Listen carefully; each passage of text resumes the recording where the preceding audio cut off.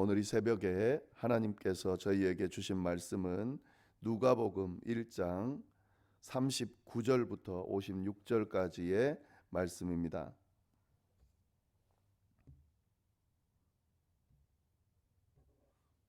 누가복음 1장 39절부터 56절까지의 말씀. 네, 우리 다 같이 읽어보겠습니다. 천천히 함께 읽겠습니다. 이때에 마리아가 일어나 빨리 산골로 가서 유대 한 동네에 이르러 사가랴의 집에 들어가 엘리사벳에게 문안하니 엘리사벳이 마리아가 문안함을 들으매 아이가 복중에서 뛰노는지라. 엘리사벳이 성령의 충만함을 받아 큰 소리로 불러 이르되 여자 중에 내가 복이 있으며 내 태중의 아이도 복이 있도다. 내 주의 어머니가 내게 나아오니 이 어찌 된 일인가. 보라, 내 문안하는 소리가 내 귀에 들릴 때에 아이가 내 복중에서 기쁨으로 뛰놀았도다. 주께서 하신 말씀이 반드시 이루어지리라고 믿은 그 여자에게 복이 있도다. 마리아가 이르되 내 영혼이 주를 찬양하며 내 마음이 하나님 내 구주를 기뻐하였음은 그의 여종의 비천함을 돌보셨음이라. 보라, 이제 후로는 만세의 날을 복이 있다 일컬으리로다. 능하신 이가 큰 일을 내게 행하셨으니 그 이름이 거룩하시며 긍휼하심이 두려워하는 자에게 대대로 이르는도다. 그의 팔로 힘을 보이사 마음의 생각이 교만한 자들을 흩으셨고 권세 있는 자를 그 위에서 내리치셨으며 비천한 자를 높이셨고 줄이는 자를 좋은 것으로 배불리셨으며 부자는 빈손으로 보내셨도다.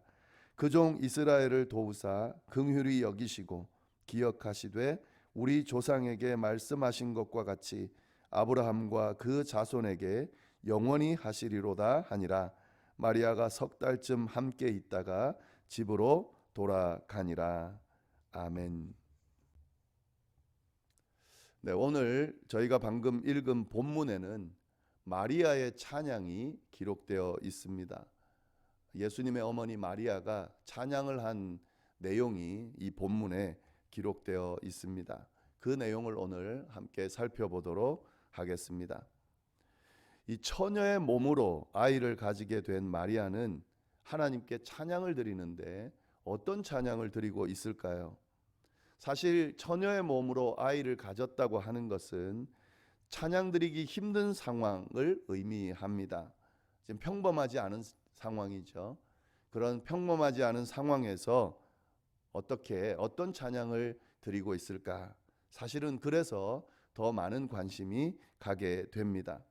그 내용을 먼저 살펴볼 텐데, 먼저 마리아가 찬양하기 전 배경이 어떤지를 먼저 보도록 하겠습니다. 이 가브리엘 천사로부터 메시아를 잉태하게 될 것이라 하는 믿기 힘든 그러나 놀라운 소식을 들은 마리아는 엘리사벳을 찾아갑니다. 39절 40절 말씀인데요. 이때에 마리아가 일어나 빨리 산골로 가서 유대 한 동네에 이르러 사가랴의 집에 들어가 엘리사벳에게 문안하니. 이 엘리사벳은 마리아의 친족으로서 처녀인 마리아가 아이를 잉태할 것이라는 사실을 믿기 힘들어하는 것을 보고 가브리엘 천사가 그 사실을 전하면서 언급했던 그런 여인이었습니다. 어제 저희가 살펴본 본문에 나왔죠. 36절 37절 말씀 보시면 보라, 내 친척 엘리사벳도 늙어서 아들을 배었느니라. 본래 임신하지 못한다고 알려진 이가 이미 6달이나 되었나니 대저 하나님의 모든 말씀은 능하지 못하심이 없느니라. 이때 언급된 사람이 바로 엘리사벳입니다.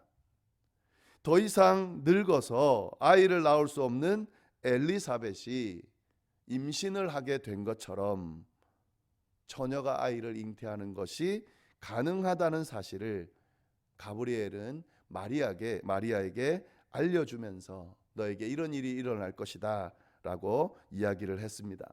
마리아는 이 가브리엘이 이야기한 이 사실을 확인하기 위해서 엘리사벳을 찾아갔습니다. 그리고 이 마리아와 엘리사벳이 만나게 됩니다. 그 내용이 오늘 본문 안에 있습니다.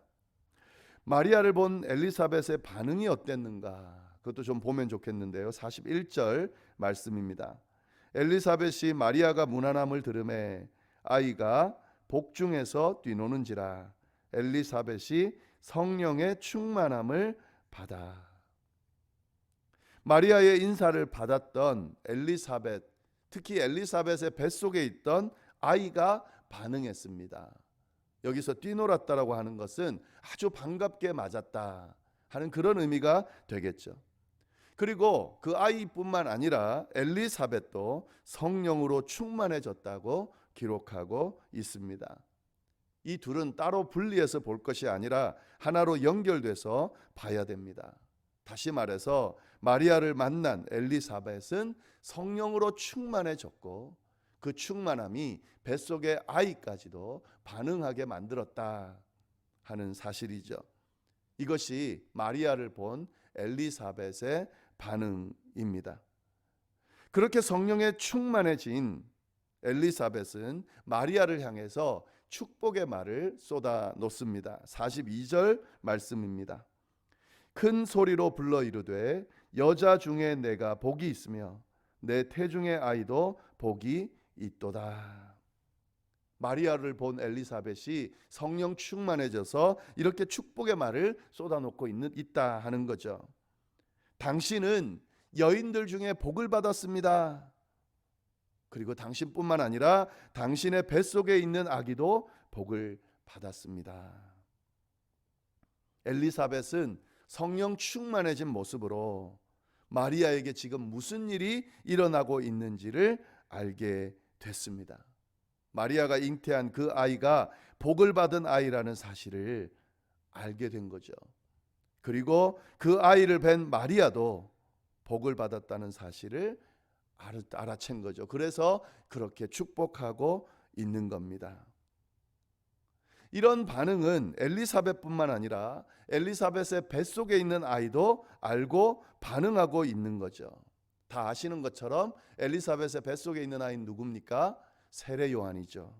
메시아를 먼저 가서 예비하기 위해서 세상에 온 세례 요한이 마리아의 뱃속에 있는 아이가 누군지를 알아보고 반응하고 있는 겁니다.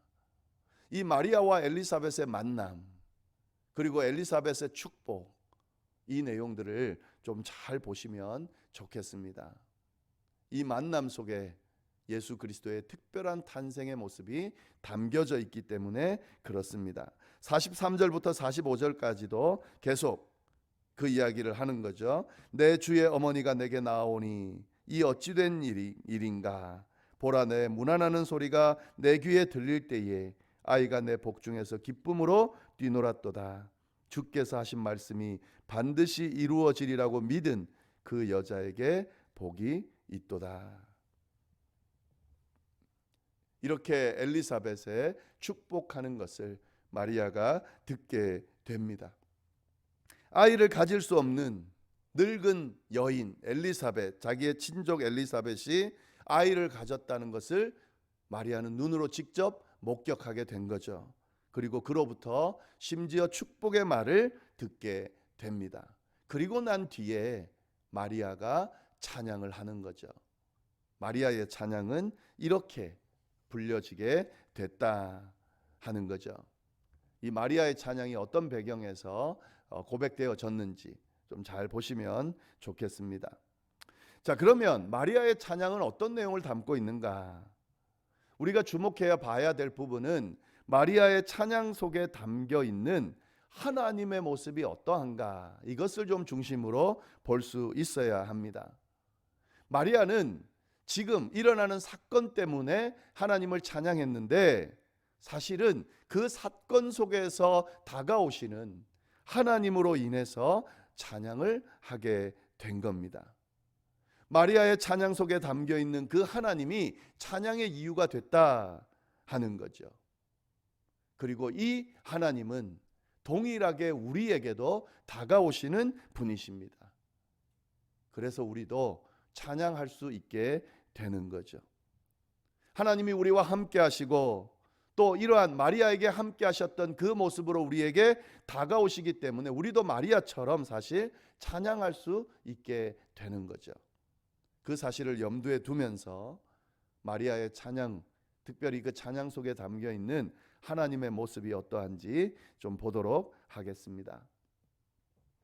마리아의 찬양 속에 등장하시는 하나님은 비천한 자를 돌보시는 하나님이다 하는 거죠. 여러분 꼭 기억하시면 좋겠어요. 마리아가 찬양한 그 하나님은 비천한 자를, 별 볼 일 없는 자를 돌보시는 하나님이시다. 엘리사벳을 통해 마리아는 자신이 잉태한 아기가 메시아임을 더욱 확신하게 됐습니다. 엘리사벳이 성령의 충만함 속에서 마리아가 수태한 아기가 이 세상의 왕이며 자신의 주님이라는 사실을 고백하는 것을 보고 더 확신하게 됐습니다. 마리아는 이런 엘리사벳의 반응을 보면서 하나님이 자신에게 어떤 일을 행하셨는지를 보게 되는 거죠. 놀라운 자비와 그 사랑을 확인하게 된 겁니다. 그리고 하나님을 찬양하게 된 거죠.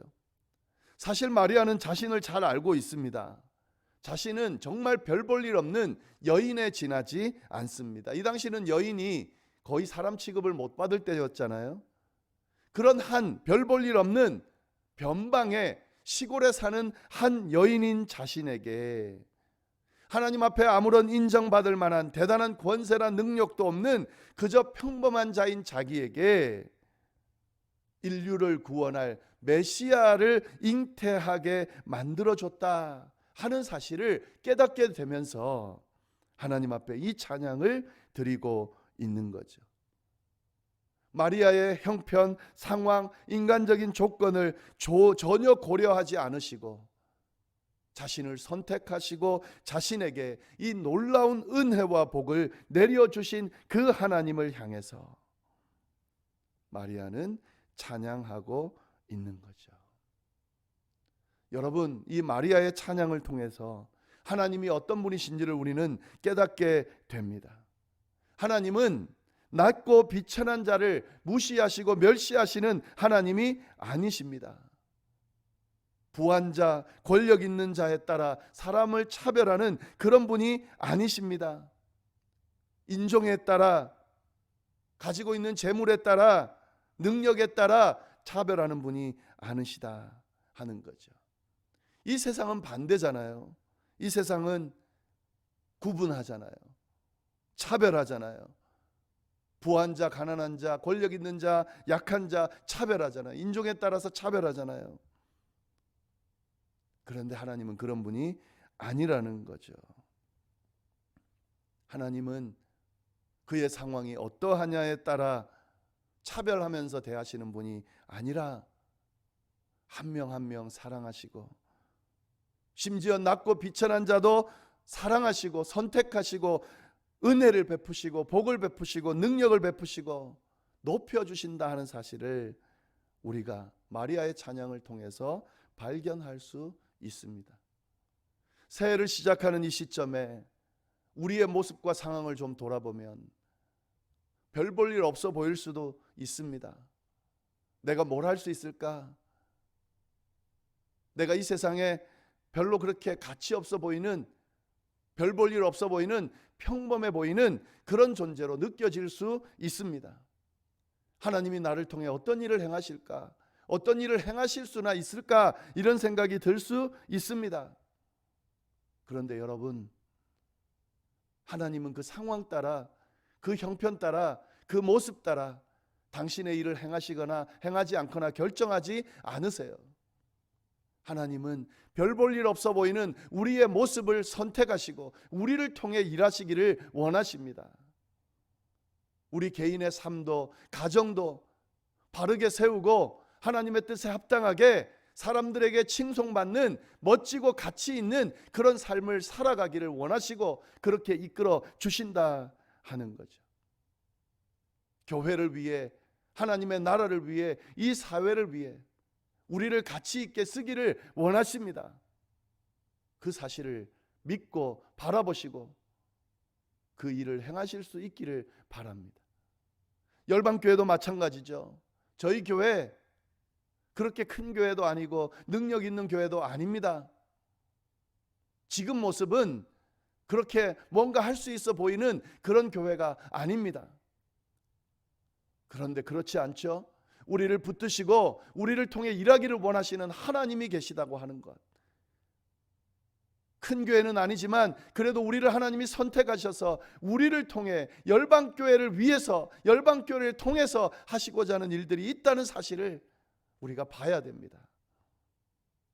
하나님이 열방교회를 선택하셨다면, 열방교회를 통해 일하기를 원하신다면 마리아를 선택해 메시아를 잉태하게 만드는 것처럼 우리를 선택해 놀라운 하나님의 일들을 행하실 것이다라고 하는 사실을 우리가 볼 수 있고, 그 사실을 바라보면서 교회를 함께 세워갈 수 있어야 한다 하는 거죠. 여러분, 이 사실을 기억하면 좋겠어요. 특별 새벽 기도회를 드리면서 특히나 이 부분을 다시 한번 주스르고 붙들 수 있기를 바랍니다. 마리아의 찬양을 통해서 볼 수 있는 그 다음 내용은 약속을 신실하게 이루시는 하나님이다 하는 거죠.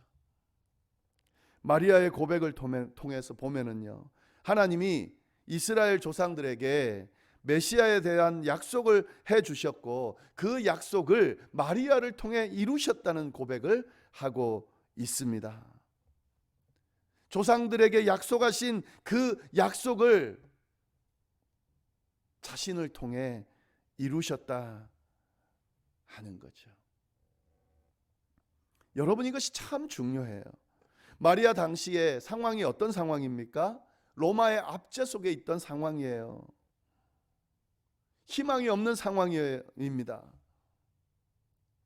그런데 그 상황 가운데서도 하나님이 약속하셨기 때문에 그 약속을 이루어 주시더라 하는 거죠. 하나님의 약속은 상황과 환경에 따라서 이루어지거나 이루어지지 않거나 그렇지 않습니다.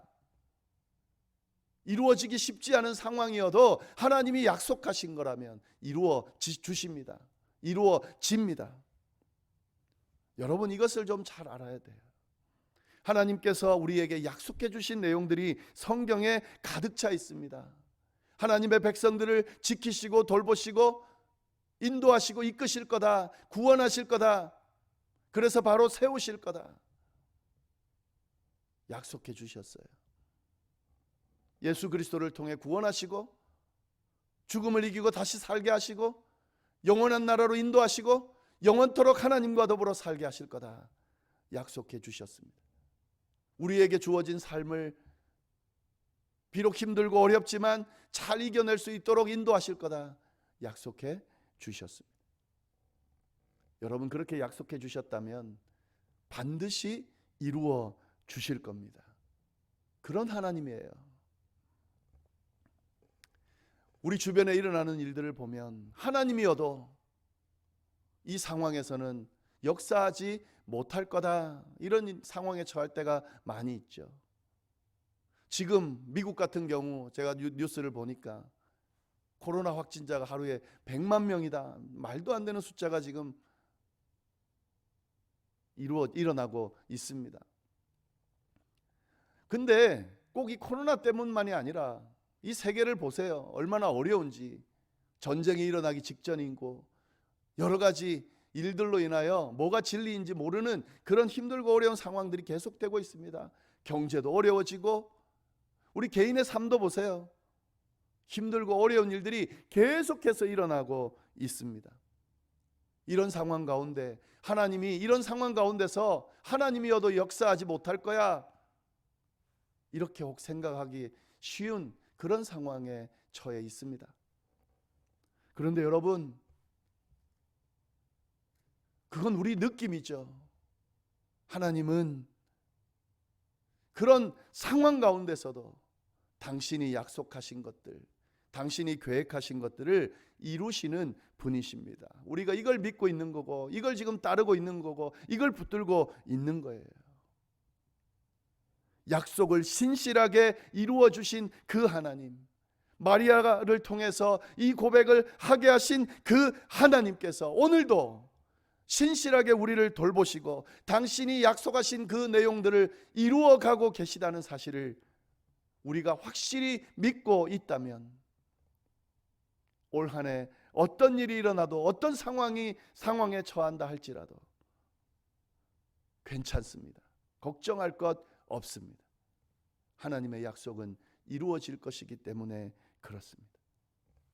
여러분, 비천한 자를 돌보시는 하나님, 약속을 신실하게 이루시는 이 하나님이 지금 우리가 믿고 섬기는 하나님입니다.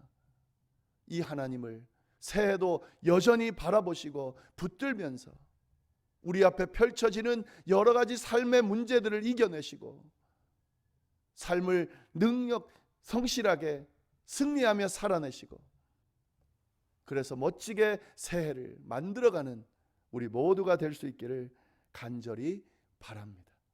기도하겠습니다.